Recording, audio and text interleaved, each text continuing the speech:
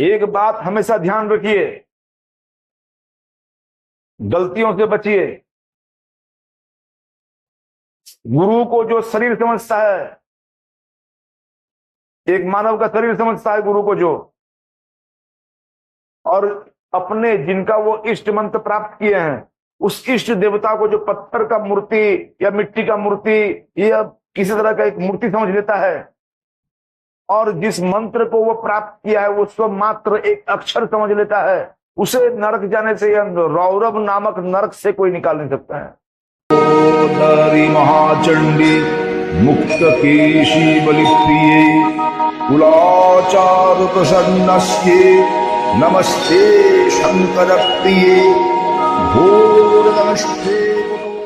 नमस्कार दोस्तों, फिर से आप सभी का आगम सिद्धि चैनल में स्वागत है।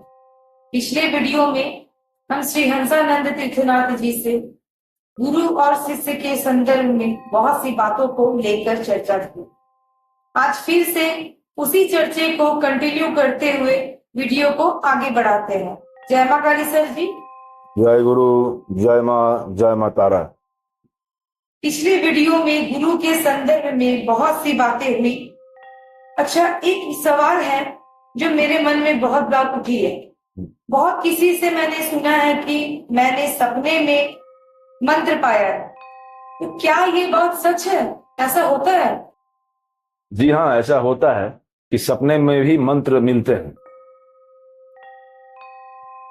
कई प्रकार की दीक्षाएं होती है, सांकेतिक दीक्षा, स्वप्न दीक्षा, ये सब होती है, और भी कई प्रकार की दीक्षाएं। तो जिसमें से स्वप्न दीक्षा भी होती है।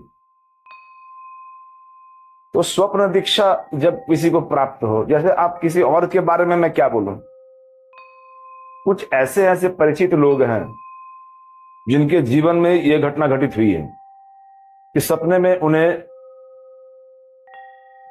उन्हें मंत्र प्राप्त हुआ। अब डिपेंड कर रहा है कि वो उस मंत्र के बारे में इंटरेस्टेड था, या उस तंत्र मार्ग के बारे में, या उस साधना के बारे में, पूजा पाठ के बारे में जागरूकता थी कि नहीं थी। क्योंकि ये होता है प्रारब्ध वशत, या कभी कभी प्रकृति में कुछ ऐसे चीजों से आपका संपर्क जुड़ता है, आपको पता भी नहीं रहता है। ये सत्य है, वास्तव में। हमारा चलना फिरना, सोना उठना, खाना पीना, इन बहुत सारी चीजों से दैवीय घटनाएं घटने की संभावना बनी रहती है।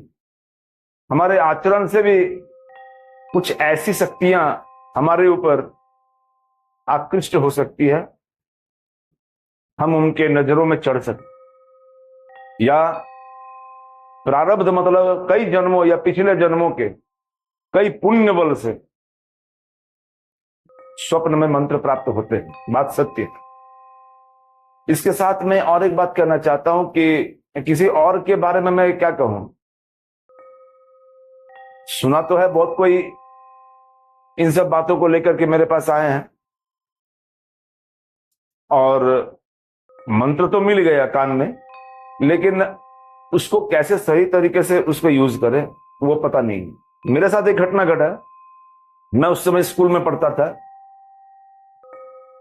पूजा पाठ की तरफ ध्यान रुचि मुझे बराबर रही है। मेरे सिर्फ मैं ही इस मार्ग में नहीं हूं, मेरे पिताजी, मेरे नाना जी, मेरे पूर्ण खानदान से मां काली का साधना और पूजा पाठ चलते आ रहा है। आज जिस मां का मंदिर में मैं सेवा में हूं, वो काली श्रीमद दक्षिणा काली का मैं पूजा करता हूं। ये हमारे स्थान पे मां का नित्य नियमित पूजा पाठ जो हो रहा है, ये मुझे सौभाग्य प्राप्त हुआ है कि मां का मैं सेवा कर रहा हूं। और ये जो पूजा है ये मेरे द्वारा शुरू नहीं किया गया है, और ना ही मेरे 2-3 पुरुष पहले का। ये कई वर्षों का ये पुराना पूजा है, और महाशक्तियों का या महाविद्याओं का पूजा बच्चा का खेला जैसा मन कर गया चलो शुरू कर देते, ऐसा नहीं होता। कि आपके मन में अगर आ गया मैं काली पूजा करूंगा, मन में आ गया मैं तारा माँ का पूजा करूंगा, मैं त्रिपुर सुंदरी का पूजा करना चाहता हूं, शुरू करूंगा, मैं बगलामुखी का पूजा शुरू करूंगा, तो ये 10 महाविद्याओं का या सिद्ध विद्या या महाविद्याओं का पूजा आप खुद से शुरू नहीं कर सकते।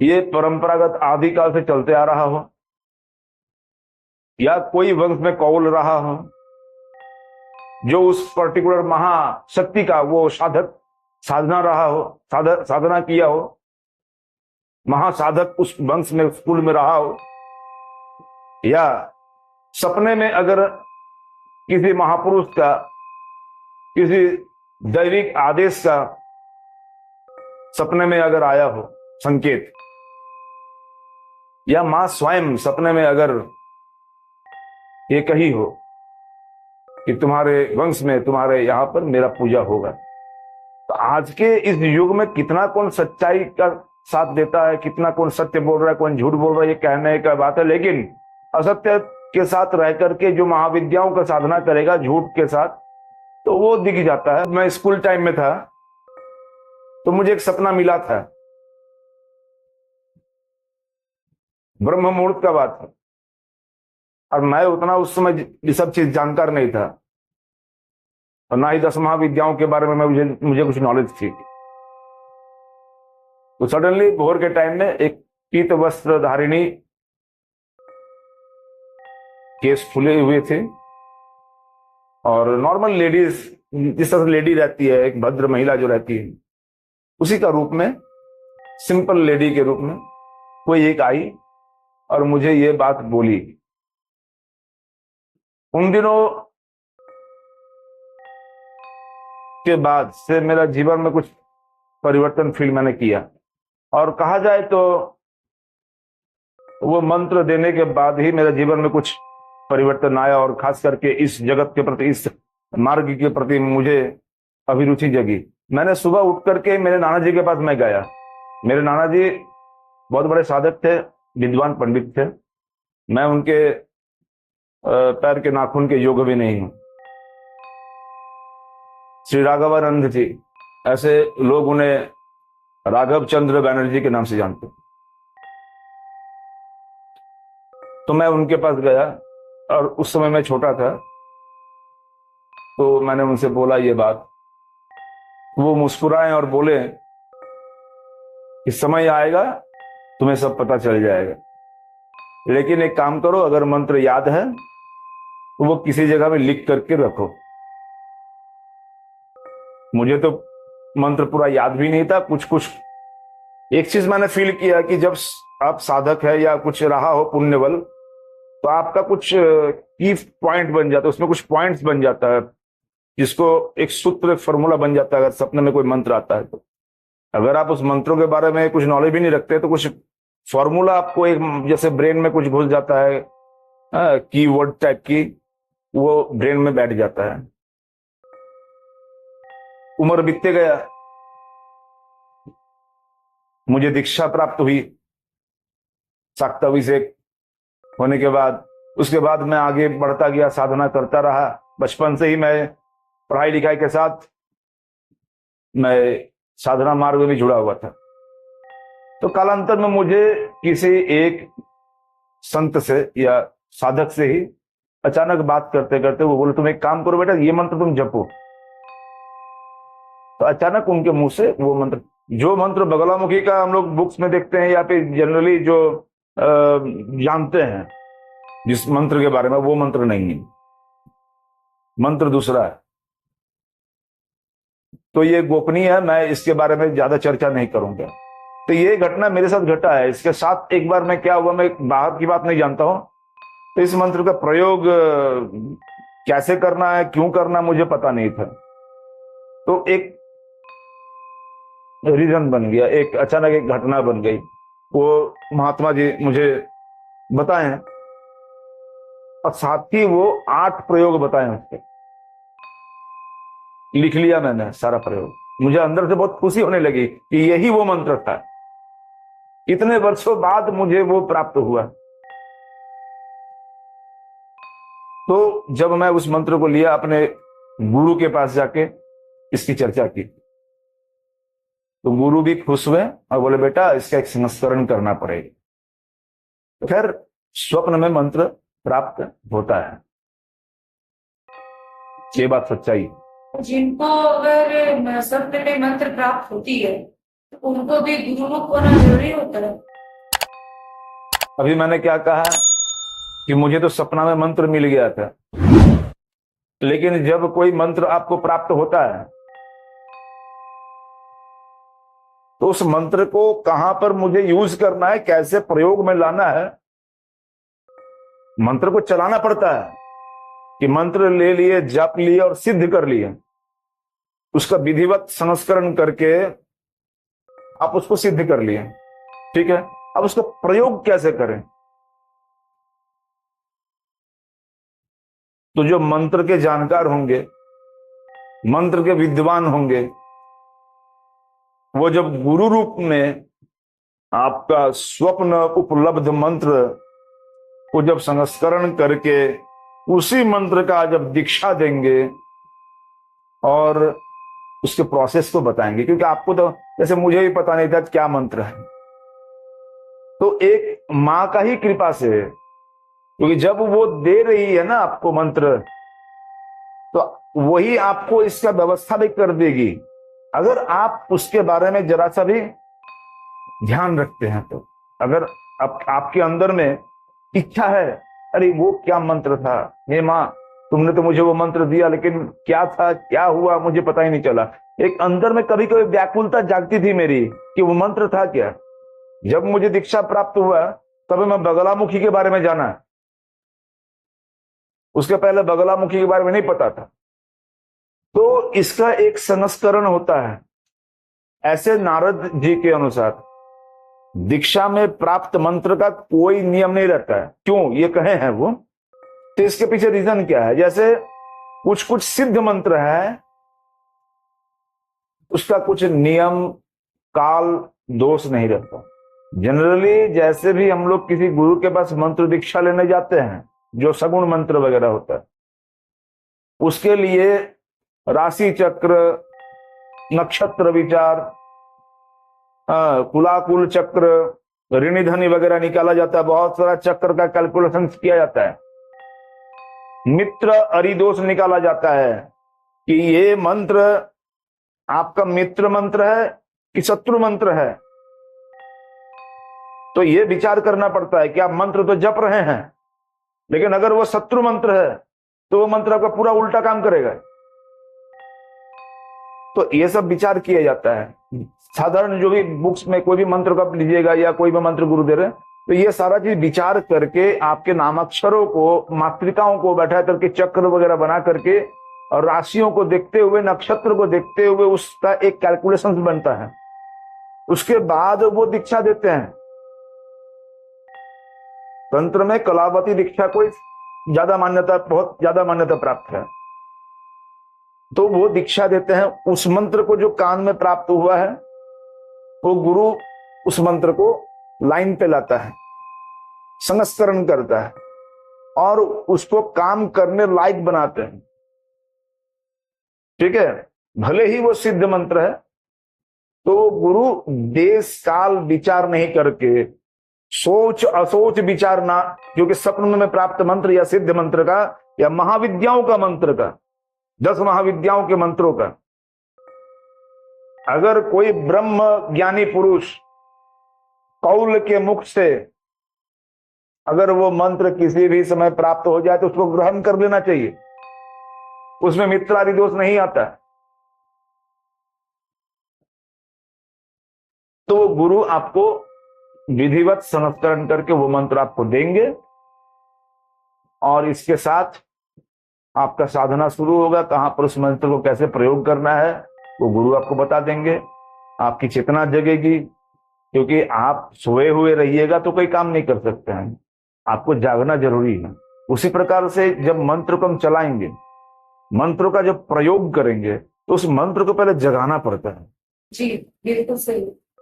एक तो और सवाल बहुत किसी के मन में होता है कि आज के मॉडर्न युग में कैसे समझेंगे कि सही गुरु कैसे मिलेंगे, क्या गुरु का पहचान कैसे करेंगे। प्रश्न आपका बहुत अच्छा है कि आज के युग में, ये आज का जो युग है घोर कली युग, इसमें गुरु कैसे मिलेंगे। देखिए, एक चीज मैं कहना चाहता हूं कि सत्य सनातन है, सत्य का कभी विनाश नहीं हो सकता है, क्योंकि वो सत्य है। सत्य पहले भी था, आज भी है और आगे भी रहेगा। अगर हम असत्य बोले तो उस असत्य में भी सत्य है, क्योंकि असत्य, तो सत्य की सत्ता सर्वोपरि है। चाहे कोई भी युग हो, इस धरती को बचाने वाले, टिकाने वाले सत्पुरुष लोग ही हैं। आज उन्हीं के कृपा से ये धरती टिकी हुई है, पूरा विश्व अपना काम कर रहे हैं, पूरा विश्व का संचालन का हो रहा है।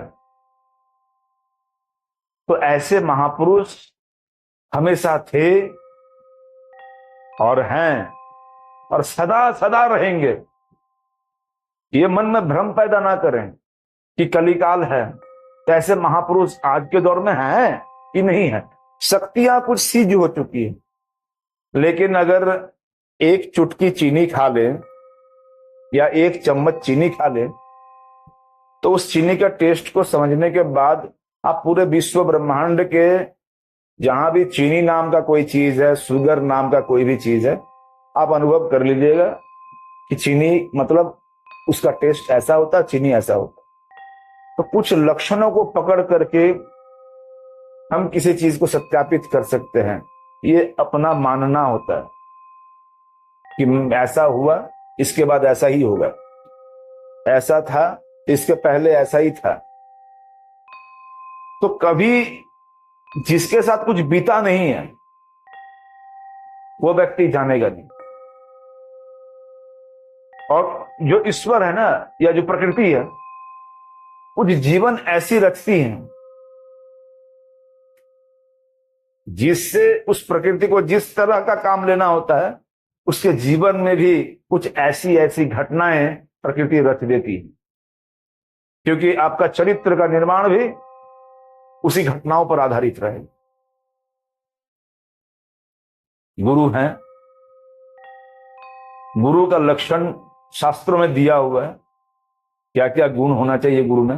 मैं उतना लंबा मैं विस्तार से नहीं कहूंगा, क्योंकि अभी के दौर में ये पत्थर की लकीर नहीं है कि ऐसा ही होगा गुरु।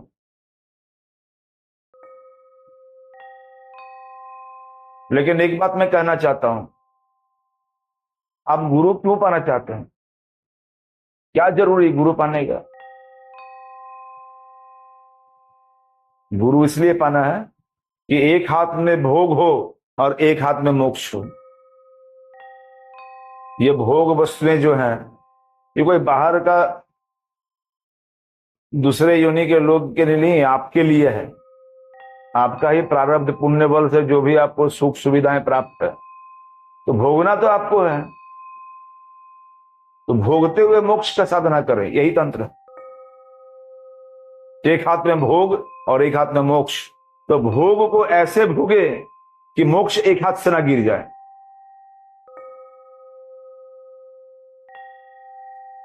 जब तक आपके अंदर में ईश्वर के प्रति, परमेश्वर भगवान के प्रति, मां के प्रति व्याकुलता नहीं आएगी, आपको सदगुरु नहीं मिलेंगे, आपको ठगबाज ही मिलेंगे।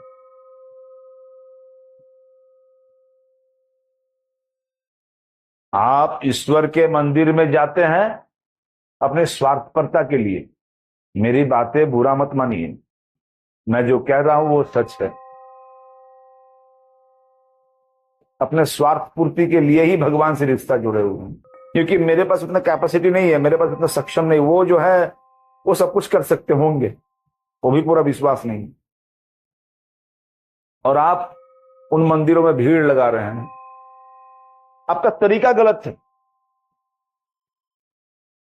जो इस तरह से जो लोग सिर्फ स्वार्थ को ही लेके चलते हैं, वो प्यार क्या करेंगे अपने ईश्वर से।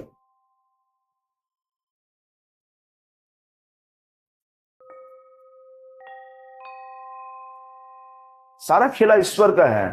वो ईश्वर ही गुरु बन के आपके पास आते हैं। मैंने गाना सुना था कि पता नहीं किस रूप में आकर नारायण मिल जाएंगे।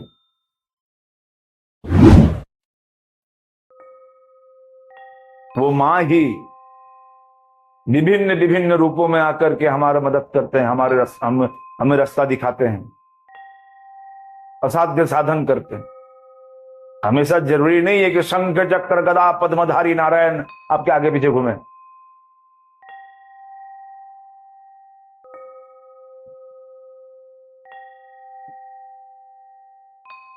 वो समर्पण की भावना चाहिए। जिस समय आपके अंदर में व्याकुलता आएगी, आपको सदगुरु मिल जाएंगे। आपको गुरु इसलिए चाहिए क्योंकि आप साधना सीखना चाहते हैं। आप लोगों के पास सुपीरियर बनना चाहते हैं कि मेरे पास पावर है, हमको मानो।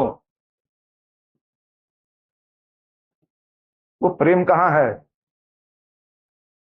और इसी शक्तियों के चक्कर में जाके आज लोग ऐसे ऐसे गुरु घंटालों के पास फंस रहे हैं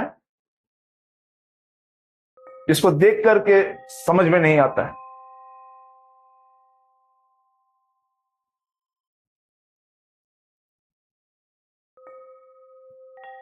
गुरु का लक्षण शास्त्रों में दिया हुआ है, उसके बारे में मैं क्या बोलूं? फिर भी मैं बताने की कोशिश कर रहा हूं। आज के दौर में या किसी भी दौर में जो शास्त्र में प्रमाणित है, आप गुरु के कुछ लक्षणों को जानें, उसके बाद ही उस व्यक्ति को गुरु बनाएं। गुरु शांत होंगे, गंभीर होंगे, समुद्र की भांति होंगे, जो अपना सीमा कभी नहीं लांघेंगे। उनके अंदर में लोभ लालसा नहीं रहेगा। महान चरित्र का वो हर पल परिचय देंगे। चरित्रवान होंगे, विद्वान होंगे, उनको शास्त्रों का ज्ञान होगा। आगम संहिता में देखने को मिलता है, गुरु को शांत, दांत, कुलीन, विनीत, शुद्ध वेश संपन्न, विशुद्धाचार, सुप्रतिष्ठित, पवित्र स्वभाव, कार्यदक्ष, कुबुद्धिमान, आश्रमी, ध्याननिष्ठ, तंत्र मंत्र विशारद, निग्रह अनुग्रह में समर्थ होना चाहिए। इन गुणों से संपन्न व्यक्ति ही गुरु रूप में मान्य है। इसके साथ ही निंदनीय गुरु के कुछ विशेष लक्षण शास्त्रों में दिए हुए हैं। ये अवगुण जिस व्यक्ति में रहे, ऐसे व्यक्तियों को गुरु नहीं बनाना चाहिए। अब सुनिए, कौन कौन सा अवगुण जिस व्यक्ति में रहे उसे गुरु नहीं बनाना चाहिए, उसे निंदनीय गुरु बोला गया है। क्रियासार समुच्चय, ये कहा गया है। श्वेत कुष्ठी, जिसे श्वेत कुष्ठ का रोग हो, गलित कुष्ठी, जिसे गलित कोष्ठ का, कोढ़ का रोग हो, नेत्र का रोगी, अंधा या काना, बामन, खराब नख वाले, काले दांतों वाले, स्त्री जित, पर स्त्री कातुर, अधिक अंग, जैसे एक हाथ में 5 अंगुली होती है, किसी के 6 हो जाए, या पैर में 5 अंगुली की जगह में 6 अंगुली हो जाए, ऐसे अधिक अंग जो जिनके हो, या कम अंगुली वाले, कपटी, रोगी, पेटू और बहुत ज्यादा बोलने वाले को गुरु नहीं बनाना चाहिए। और यामल के अनुसार एक बहुत जरूरी पॉइंट्स दिया हुआ है गुरु के निंदनीय जो गुण है उसके बारे में। तो वो है अभिशप्त व्यक्ति, जो किसी प्रकार का अभिशाप से ग्रसित हो, अपुत्री, जिसका कोई वंश ना हो, पुत्र पुत्री या संतान ना हो, कंजूस व्यक्ति जो कृपण हो, धूर्त जो चालबाज और धूर्त हो, क्रियाहीन जो अकर्मण्य हो, जो किसी काम के लायक ना हो, शठ व्यक्ति, वामन, गुरु निंदक जो अपने गुरु का ही निंदा करते चलो, जल रक्त विकार युक्त। अगर ऐसे व्यक्ति बुद्धिमान भी हो तो भी गुरु ना बनाए, और जिसके मन में हमेशा द्वेष और हिंसा बना हुआ रहे, अपने आप को ही सबके ऊपर रखने का शौक बना हुआ रहे और अपने शिष्यों को जो ऊपर उठने ना दे, ऐसे व्यक्ति से दूर रहे, गुरु ना बनाए। मैं जो शास्त्रों में दिया हुआ लक्षण है वो गुरु के बारे में मैंने बता दिया। तो जरा शिष्य का भी कुछ अच्छे और बुरे लक्षणों को मैं आपके सामने बता दूं, तो सुनिए। कैसे व्यक्तियों को शिष्य नहीं बनाना चाहिए।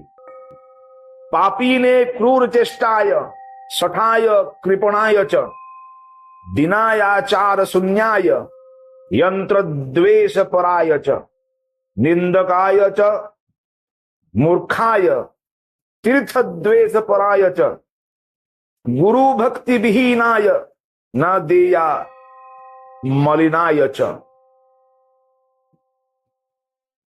मतलब पापी, क्रूर कर्मा, जो हमेशा क्रूर हो, शठ व्यक्ति, कंजूस, दीन, दरिद्र, गरीब, आचार शून्य, जिसका कोई आचार विचार नहीं, यंत्रद्वेषी, निंदक, मूर्ख, तीर्थद्वेषी, गुरु भक्ति विहीन और गंदे वेशभूषा वाले, ऐसे व्यक्ति को कभी गुरु दीक्षा ना दे। अच्छा, गुरु दीक्षा देंगे कौन, मैं इसके बारे में थोड़ा बता दूं। आज आपने दीक्षा लिया, कुछ साधना किए और आप गुरु बनने चल गए, नहीं होता है। उसका एक स्तर है। आप, ये कहावत है ना, अल्प विद्या भयंकरी। तो जब तक आपके गुरु आपको उस लायक ना बना दे कि किसी आप डूबते को सहारा दे पाए, आपको वो आवश्यक ज्ञान प्राप्त ना हुआ हो, या साधनाओं को पूरा क्रोम को आप कंप्लीट नहीं किए हैं, शक्ताभिषेक, पूर्णाभिषेक, उसके बाद क्रोम आता है, साम्राज्य अभिषेक, उसके बाद महासाम्राज्य अभिषेक, उसके बाद होता है पूर्ण दीक्षा।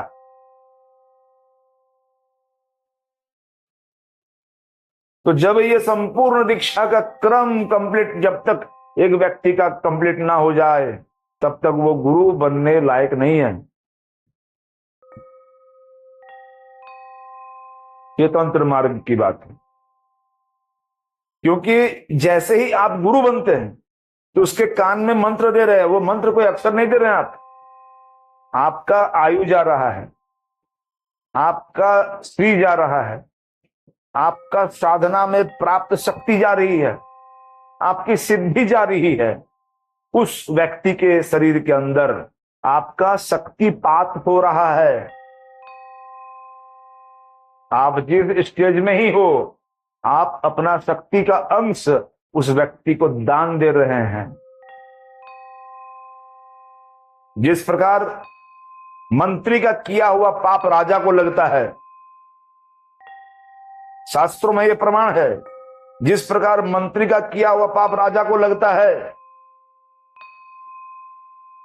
जिस प्रकार पत्नी का किया हुआ पाप पति को लगता है, उसी प्रकार शिष्य का किया हुआ पाप निर्दोष गुरु को लगता है।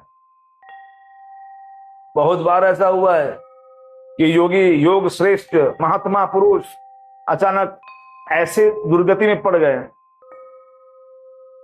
बाद में पता चला अयोग्य शिष्य का किया हुआ एक बहुत ही गलत कर्म का भोग गुरु को लेना पड़ा। गुरु एक ढाल बन जाते हैं, यह लोक परलोक के लिए भी आपका वो साथी है। ये वो व्यक्तिगत शरीर जो भी है, जो गुरु बने हुए हैं, वो कभी कभी भले ही ना चाहे कि नहीं नहीं नहीं वो बहुत गड़बड़ आदमी है, हम आगे नहीं बढ़ेंगे, लेकिन अब वो व्यक्ति फंस चुका है, वो गुरु बन चुका है, वो ना चाहते हुए भी वो मंत्र का जो चैनल है उसमें वो उसको जाना ही पड़ेगा, भले ही वो दूर में रहे, शिष्य दूर में रहे, लेकिन शिष्य का किया हुआ गलत कर्म को उसको भी असर पड़ेगा, उसको भी भोगना पड़ेगा। आप शिष्य क्यों बनिएगा? आप मैथ्स का टीचर के पास जाकर के म्यूजिक सीखिएगा क्या?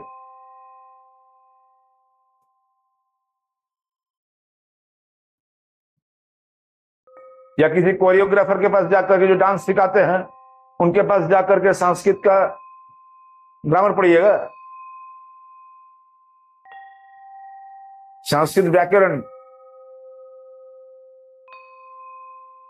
तो वो गुरु आपको क्या देंगे, आप किस लिए दीक्षा ले रहे हैं, पहले वो आप डिसाइड कीजिए ना। तंत्र साधना करेंगे, तंत्र साधना करेंगे,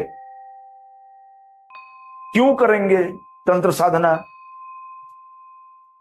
कुछ सीरियल में देख लिए, कुछ ऐसा फिल्म देख लिए, चमत्कारी चीजों का, तिलिस्म का संसार, यही तंत्र साधना है?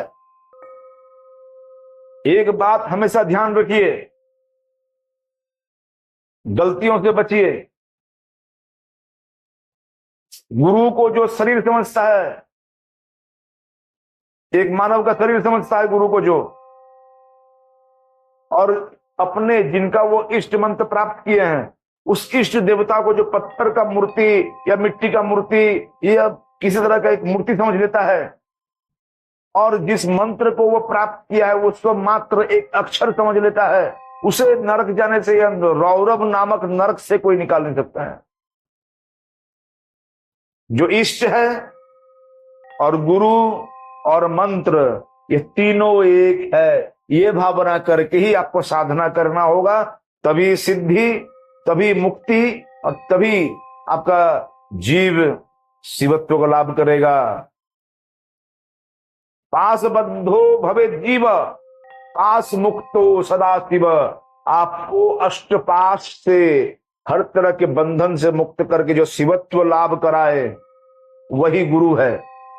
गुरु का पूजा चरणों में होती है, पादुका में होती है। कभी भी गुरु का ललाट में तिलक नहीं लगाना चाहिए, कभी भी गुरु के ललाट में तिलक नहीं लगाना चाहिए। हमेशा जो भी आपको अर्पण करना है, जो भी आपको पूजा करना है, गुरु के श्री चरण पादुका में ही पूजा करना चाहिए। इस पर ध्यान रखें। गुरु का निंदा और अपने इष्ट का निंदा कहीं हो रहा हो, या तो वहां से चुपचाप उठ के चल जाइए, या उसके विरुद्ध में आप बोलिए। अगर बोल नहीं सकते हैं तो चुपचाप चल जाइए।